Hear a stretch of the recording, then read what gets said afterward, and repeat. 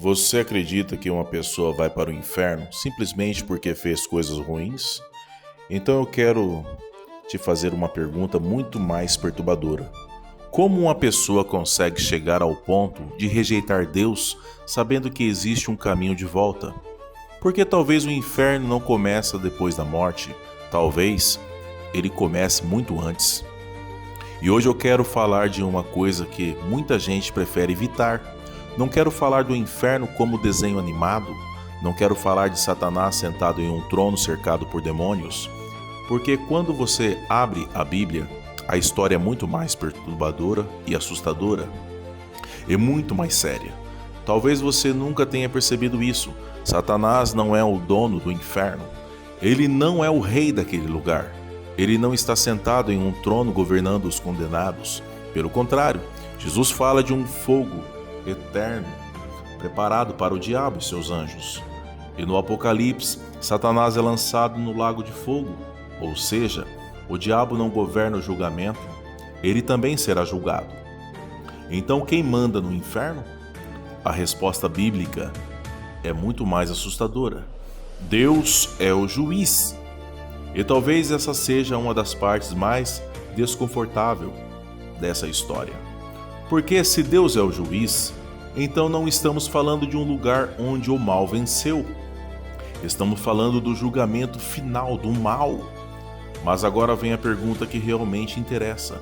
Como uma pessoa vai parar lá? Será que é porque mentiu, porque roubou, porque traiu, porque bebeu, porque fumou, porque teve uma vida completamente errada?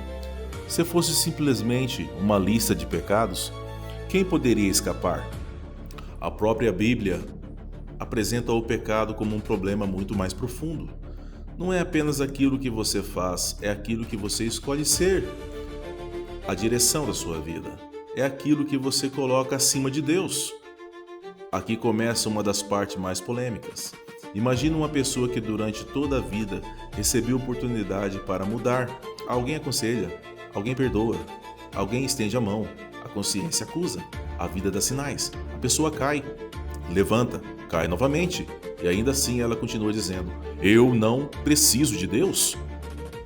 E talvez esse seja o ponto, porque Deus não parece estar procurando pessoas que nunca erraram.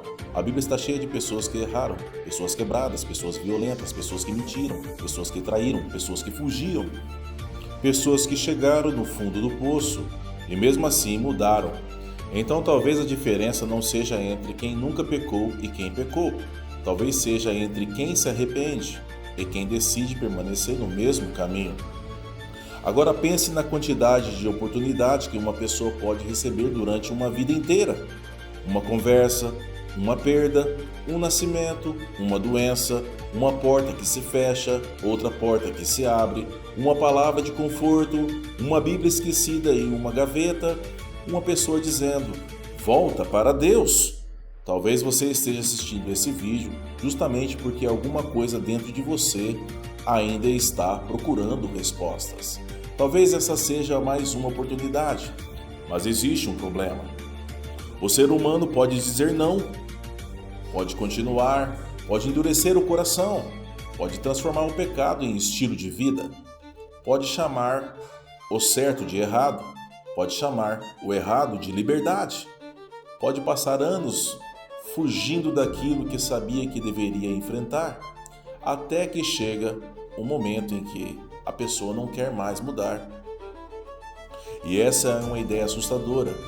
E se o inferno for destinado, ou seja, o destino final de uma criatura que passou a vida inteira dizendo: eu quero viver sem Deus?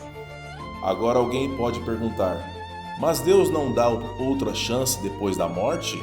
A Bíblia não nos autoriza a construir uma esperança baseada em uma segunda oportunidade depois do julgamento final. Jesus fala de separação e julgamento. Apocalipse descreve um julgamento diante do trono, o grande trono de Deus. Os mortos são julgados. Depois a morte e o Hades são lançados no lago de fogo. O próprio texto chama isso de segunda morte. Então existe uma diferença entre aquilo que a Bíblia chama de Hades e aquilo que Apocalipse apresenta como o destino final no lago de fogo. E isso é importante porque durante séculos a cultura popular colocou tudo dentro de uma única palavra, inferno. Mas a Bíblia usa imagens e termos diferentes. Jesus também falou de Guiena ou Giena. Giena tinha uma história real ligada ao Vale de Enom e em Jerusalém associado a práticas terríveis de sacrifício infantil. Jesus usa essa imagem para falar do julgamento de Deus contra o mal. E Lucas apresenta uma história em que um homem rico, depois da morte, aparece em Hades, em tormento. Ele olha para longe, vê Lázaro, percebe que existe uma separação que ele não consegue atravessar. E isso é assustador, porque naquele momento ele finalmente enxerga aquilo que durante a vida ignorou. Mas agora é tarde. E talvez essa seja uma das maiores tragédias da história. Não é apenas sofrer, é perceber a verdade. Quando você não pode mais voltar atrás. Agora imagine o seguinte: você tem hoje uma coisa que uma pessoa condenada não teria: tempo. Você pode mudar, pode pedir perdão, pode abandonar o caminho, pode procurar Deus, pode reconstruir sua vida, pode dizer: eu estava errado. Talvez você esteja pensando: mas eu já fiz coisas demais, olha para mim. A mensagem central do Evangelho não é você precisa ser perfeito para chegar até a Deus. É justamente o contrário.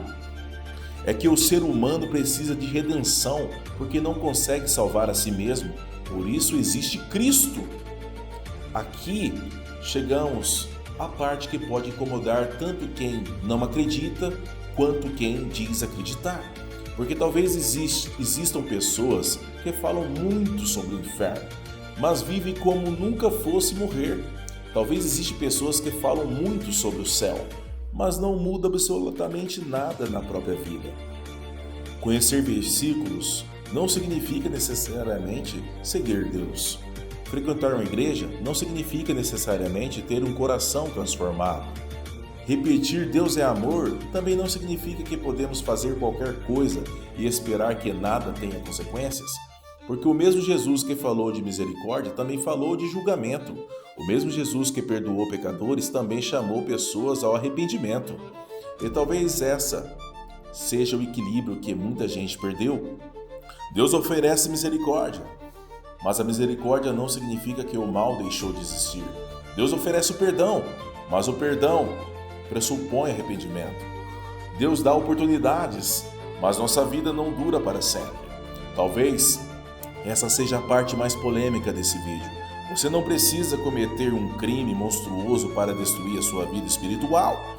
Talvez seja suficiente passar anos dizendo: depois eu penso nisso, depois eu mudo, depois eu procuro Deus, depois eu peço perdão, depois eu leio a Bíblia, depois eu oro, depois, até que não existe mais depois.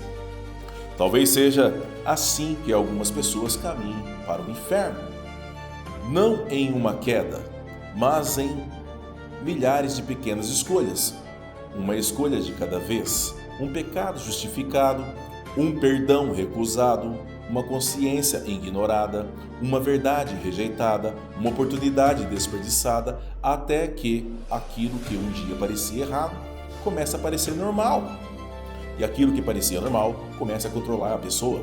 Essa é a parte que me assusta, porque talvez o caminho para a perdição não seja uma estrada escura, talvez seja uma estrada perfeitamente iluminada, onde a pessoa simplesmente decide andar na direção contrária de Deus. Agora eu quero terminar uma coisa, fazer uma pergunta. Não quero saber se você acredita no inferno. Quero saber outra coisa. Se você descobrisse hoje que está caminhando para o lugar errado, você mudaria de direção? Porque se você ainda está respirando, a história ainda não terminou. Você ainda pode escolher, ainda pode pedir perdão, ainda pode abandonar aquilo que está destruindo você, ainda pode procurar Deus. Talvez essa seja a diferença entre uma mensagem de condenação e uma mensagem de alerta. Eu não estou dizendo que sei quem vai para o inferno. Isso pertence a um julgamento de Deus. Estou dizendo apenas aquilo que a Bíblia repete. Nossas escolhas têm consequências e que Deus oferece um caminho de volta. Então talvez a pergunta mais assustadora não seja como é o inferno. Talvez seja Por que alguém escolheria continuar caminhando para lá quando ainda existe uma porta aberta? A porta está aberta hoje, mas ninguém sabe quanto tempo tem. E talvez esse vídeo tenha chegado até você por um motivo. Agora, a escolha é sua.